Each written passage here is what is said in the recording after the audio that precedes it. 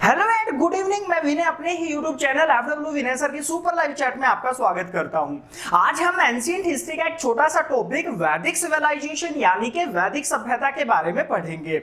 इससे पहले हम सिंधु सभ्यता, धातु काल और पाषाण काल के बारे में पढ़ चुके हैं। अगर वो वीडियो आपने नहीं देखी है तो आप डिस्क्रिप्शन बॉक्स से लिंक कॉपी कर सकते हो। वैदिक सभ्यता की अगर हम बात करें तो सबसे पहले आपको याद रखना है कि वैदिक सभ्यता जो रही है उसका फाउंडर कौन रहा है। ध्यान रखेंगे वैदिक सभ्यता का फाउंडर कौन रहा।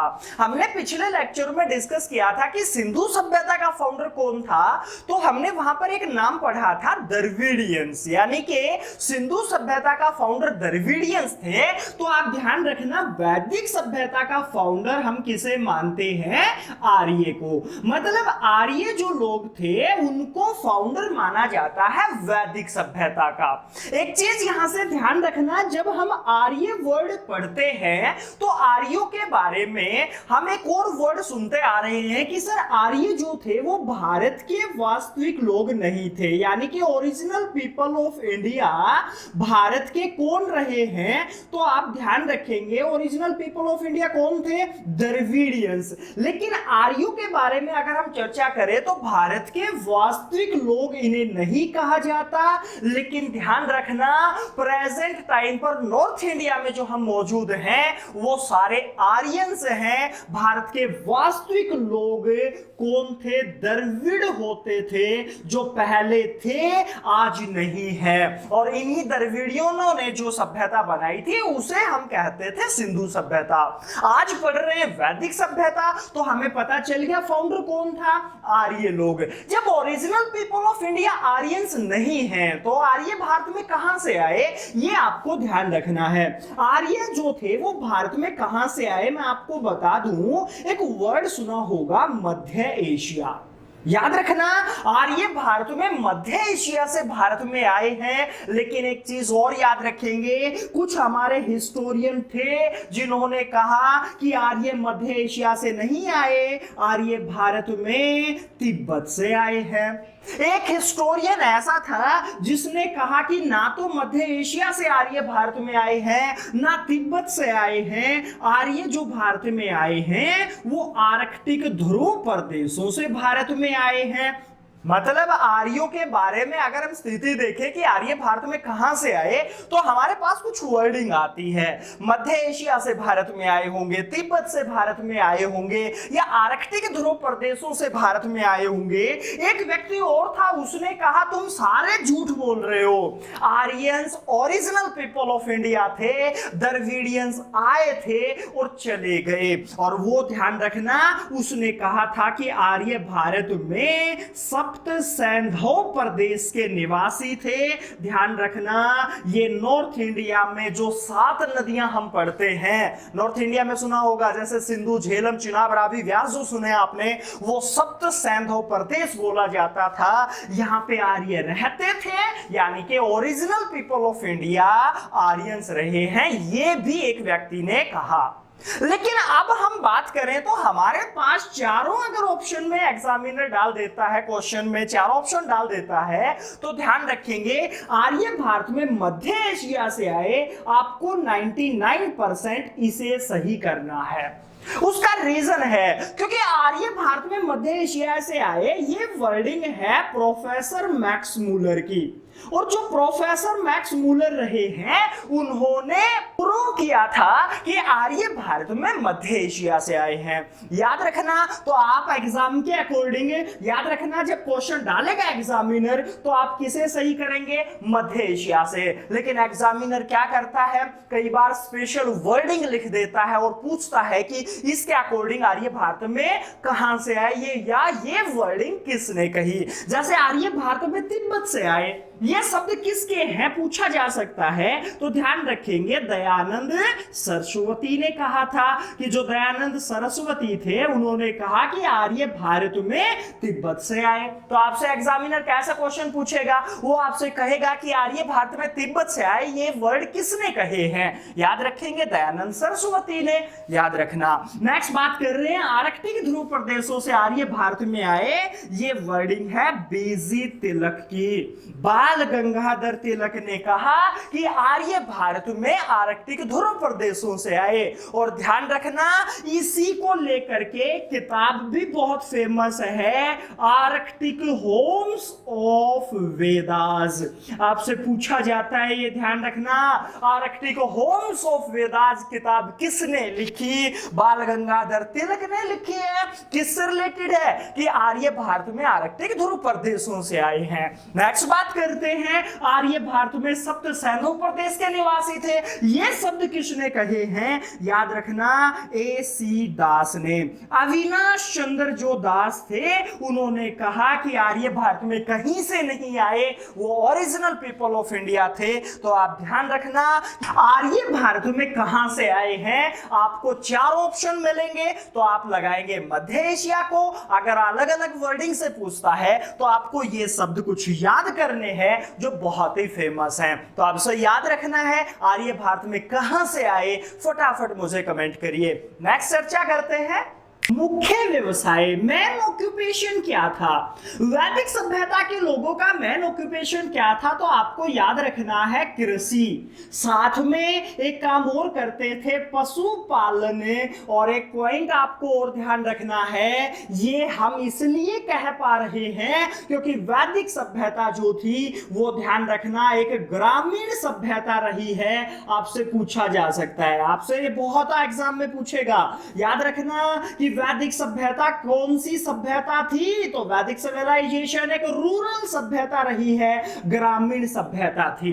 अब ग्रामीण सभ्यता थी तो इसलिए तो हमने कहा ना कि आर्य को लोगों का मुख्य व्यवसाय कृषि और पशुपालन था।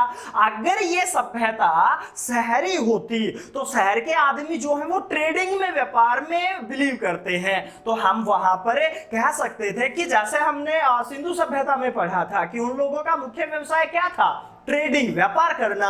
जबकि वैदिक सभ्यता में क्या था? कृषि और पशुपालन। क्यों था? क्योंकि ये सभ्यता ग्रामीण थी। अब यहाँ पे एक चर्चा और कर रहे हैं कि यहाँ पर समाज कैसा था। समाज में इंपॉर्टेंस पिता को दी जाती थी, इसलिए पितृसत्तात्मक समाज हम इसे कहेंगे। पूछा जाएगा कि पैट्रियार्टिकल सोसाइटी कौन सी सभ्यता से रिलेटेड है? तो पितृसत्तात्मक जो सभ्यता समाज था वो वैदिक सभ्यता से संबंधित है, जबकि मैट्रियार्टिकल सोसाइटी जो थी वो सिंधु सभ्यता को कहा जाता है। अब एक चीज और देखें, यहाँ पे मैंने वैदिक सभ्यता का टाइम पीरियड नहीं बताया है, उसका रीजन था, मैं अब बता रहा हूं कि वैदिक सभ्यता कब से कब तक थी। देखिए यहां पर बात करें तो हमने पिछले लेक्चर में पढ़ा था कि 1750 बीसी पर सिंधु सभ्यता खत्म हो जाती है, जो कि 2500 बीसी से स्टार्ट हुई थी। मतलब क्या हो गया? 2500 बीसी से 1750 बीसी के बीच में रही है सिंधु सभ्यता, और उसके बाद स्टार्ट होती है वैदिक सभ्यता। कब से कब तक? 1750 बीसी से 1 ब्रेक 1000 बीसी, और ध्यान रखेंगे सेकंड ब्रेक 600 बीसी। मतलब हो गया कि वैदिक सभ्यता 1750 बीसी से 600 बीसी के बीच का टाइम पीरियड रहा। अब बीच में अगर एक ब्रेक आ रहा है तो 1750 से 1000 के बीच वाले टाइम को बोला जाता है पूर्व वैदिक काल, और ध्यान रखना 1000 से 600 के बीच के टाइम को कहा जाता है उत्तर वैदिक काल। वैदिक का सभ्यता जो है वो हम 2 पार्ट में पढ़ते हैं, एक पूर्व वैदिक काल के नाम से जानते हैं और दूसरा जो पार्ट है वो उत्तर वैदिक काल के नाम से जाना जाता है। दोनों का समय भी अलग अलग है, 1750 से 1000 पूर्व वैदिक काल और 1000 से 600 के बीच में उत्तर वैदिक काल। यहाँ पर समाज जो था वो 4 भागों में बटा होता था। पूर्व वैदिक काल में जो समाज था उसके 4 पार्ट होते थे। कौन कौन से से 4 पार्ट ध्यान रखना। कोई व्यक्ति अगर पंडित का काम करता था तो उसे पुरोहित बोल दिया जाता था। पूछा जाएगा कि पुरोहित जो था वो कौन से वैदिक काल का एक समाज का पार्ट था, तो पूर्व वैदिक काल के अंदर पुरोहित एक कैटेगरी होती थी, एक जाति होती थी। कोई व्यक्ति सेना में भर्ती है तो उसे योद्धा कह देते थे, और कोई व्यक्ति ध्यान रखना अपने किराने की दुकान टाइप से काम कर रहा है यानी कि व्यापार में बिलीव करता है तो उसे व्यापारी कैटेगरी में रख दिया जाता था, और एक व्यक्ति किसी की सेवा करता है तो उसे सेवक कैटेगरी में रख दिया जाता था। एग्जामिनर क्या कहेगा कि पुरोहित, योद्धा, व्यापारी और सेवक वैदिक सभ्यता के कौन से पार्ट से संबंधित कैटेगरियां रही हैं, तो आप ध्यान रखना ये कैटेगरी पूर्व वैदिक काल में थी। इसका मतलब क्या हो गया कि पूरा जो पूर्व वैदिक काल है उसमें समाज 4 भागों में बटा होता था। पंडित का काम करता था उसे पुरोहित कह देते थे, योद्धा जो था यानी कि आर्मी में लग गया तो योद्धा, दुकान खोल के बैठा है तो व्यापारी कह देते थे, और सेवक है जो कह देते थे वो ध्यान रखना किसी की सेवा कर रहा है तो बना देते थे। अब जैसे जैसे हम उत्तर वैदिक काल में पहुंचे इन्हीं कैटेगरी को चेंज कर दिया गया। यही जो जातियां थी वो चेंज हुई। जो पंडित का काम करता था उसे पुरोहित से बदल करके ब्राह्मण कहा जाने लगा। कोई व्यक्ति योद्धा आर्मी में था उसे स्त्रीय कैटेगरी में रख दिया गया, और ध्यान रखेंगे व्यापारी जो था उसे वैश्य कहा जाने लगा, और जो सेवक था उसे शूद्र कैटेगरी में रख दिया गया। मतलब यहां पर पूर्व वैदिक काल में समाज के 4 पार्ट थे, पुरोहित, योद्धा, व्यापारी और सेवक, जबकि उत्तर वैदिक काल में समाज के 4 पार्ट थे, ब्राह्मण, स्त्रीय, वैश्य और शूद्र। अब दोनों में फर्क बहुत बड़ा था। क्या फर्क था सुनिएगा। जब हम पूर्व वैदिक काल में पढ़े तो पूर्व वैदिक काल में समाज में जातियां तो 4 थी, लेकिन वो जातियां, चारों जातियां एक परिवार में हो सकती थी। एक परिवार का मतलब क्या हो गया कि अगर घर में कोई बड़ा लड़का है वो पंडित का काम करता है तो ध्यान रखेंगे उसको पुरोहित कैटेगरी में रख दिया जाएगा। कोई उससे छोटा है वो आर्मी में लग गया तो उससे छोटे वाले को योद्धा कह देते थे, उससे छोटा दुकान खोल के बैठ गया तो व्यापारी, सबसे छोटा सेवा करता है तो सेवक है। मतलब एक परिवार में चारों जातियां हो सकती थी। जो व्यक्ति जैसा काम करता था उसे उसी कैटेगरी में रख दिया जाता था। मतलब हो गया पूर्व वैदिक काल जो था वो कर्म प्रधान समाज था। मतलब जो व्यक्ति जैसा काम करता था उसको उसी के अकॉर्डिंग कैटेगरी मिल जाती थी। लेकिन जैसे जैसे हम उत्तर वैदिक काल में पहुंचे तो वहां पर जो कैटेगरी थी वो जाति के आधार पर हो गई। मतलब ब्राह्मण का बेटा ब्राह्मण ही होगा, स्त्रीय का बेटा स्त्रीय होगा, वैश्य का बेटा वैश्य होगा और शूद्र का बेटा शूद्र होगा। यहां पर समाज जो था वो जाति प्रधान समाज बोला जाता था। मतलब यहाँ पे पूर्व वैदिक काल में जो आजकल हम जातियां पढ़ रहे हैं अपने समाज में वो जातियां नहीं थी। समाज में केवल 4 जाति थी और वो एक परिवार में भी हो सकती थी। खुली छूट थी अपनी जाति चेंज करने की। काम चेंज कर दो जाति चेंज हो जाएगी। अब बात कर रहे हैं उत्तर वैदिक काल में तो जो प्रेजेंट समाज है उसमें ऐसा ही तो है कि ब्राह्मण का बेटा ब्राह्मण होता है। तो ये कब से स्टार्ट हुआ है? उत्तर वैदिक काल से। यहाँ पर समाज जो था वो कैसा था? जाति प्रधान, जबकि पूर्व वैदिक काल में कैसा था? कर्म प्रधान। नेक्स्ट बात करेंगे, वैदिक सभ्यता में 8 प्रकार की मैरिज अवेलेबल थी। पूछा जा सकता है कि वैदिक सभ्यता में विवाह जो होते थे वो कितने टाइप के होते थे। याद रखना वैदिक सभ्यता में 8 प्रकार के विवाह होते थे। अब 8 प्रकार के विवाह थे तो कौन कौन से थे, थोड़ा सा चर्चा करेंगे उस पर। सबसे पहला जो विवाह होता था उसे बोला जाता था देव विवाह। याद रखना, एक विवाह का टाइप है देव विवाह। सेकंड बात करें तो एक विवाह हो गया ब्रह्म विवाह। थर्ड नंबर लिख रहा हूं अर्श विवाह। नंबर 4 था प्रजापति विवाह होता था। नंबर 5 बात करें तो गंधर्व विवाह उस टाइम पर प्रचलित था। नंबर 6 बात करें तो असुर विवाह होता था। नंबर 7 राक्षस विवाह होता था। नंबर 8 पिशाच विवाह होता था। वैदिक सभ्यता में ध्यान रखना 8 प्रकार की मैरिज अवेलेबल थी। अब अपनी सोच सकते हो कि कौन सी आपको करनी है, लेकिन एक चीज मेरी सुन लेना, अगर आपने को गवर्नमेंट जॉब नहीं मिली तो मैं सबकी बता देता हूं, बॉयज की खास करके पिशाच मैरिज होगी। इनका मतलब समझो, फिर आराम से समझ आएगा कि इनका मतलब क्या है। सबसे पहले मैं देव विवाह की बात करता हूं। वैदिक कर्म कांड से देव विवाह होता था।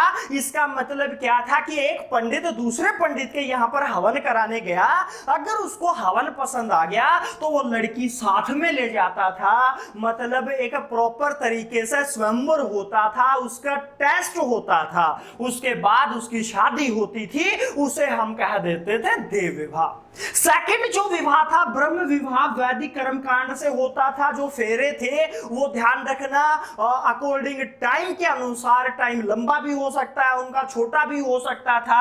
मतलब एक प्रॉपर वैदिक कर्म कांड से होता था, लेकिन ब्राह्मणों का ही एक विवाह था, वो ब्रह्म विवाह। अर्श विवाह की बात करें तो उस टाइम का सबसे फेमस विवाह और आपके एग्जाम के लिए भी मोस्ट इंपॉर्टेंट।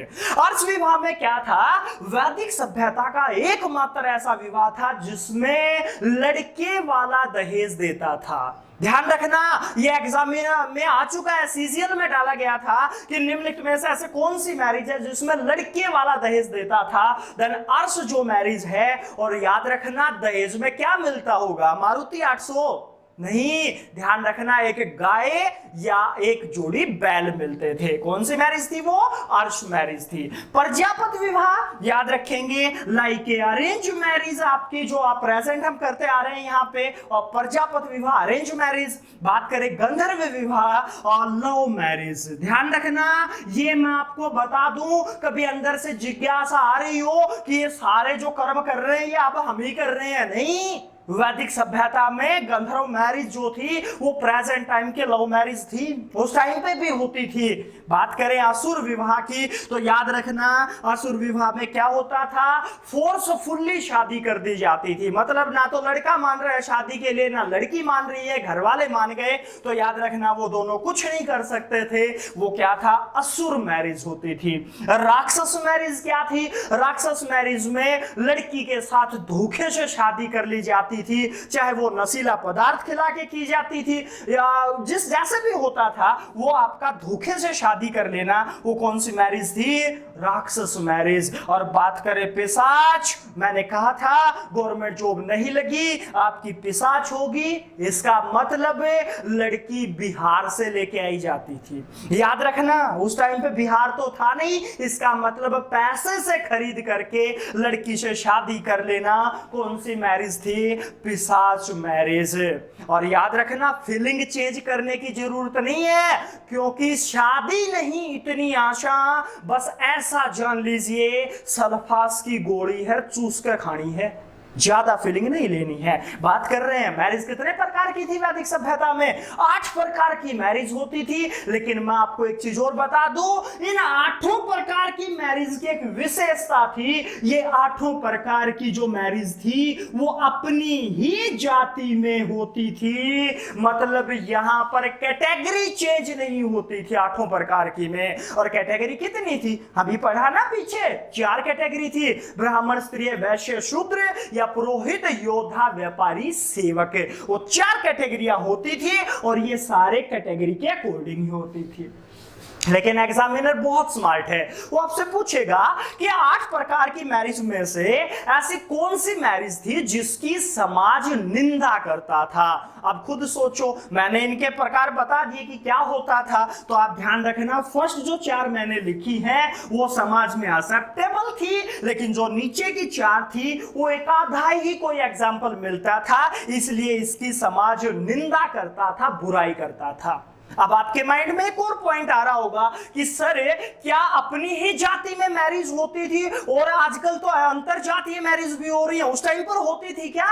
यस, दो प्रकार की इंटरकास्ट मैरिज उस टाइम पर अवेलेबल थी। फर्स्ट बात कर रहे हैं तो अनुलोम और रामदेव भगत, थोड़ा सा ध्यान रखना।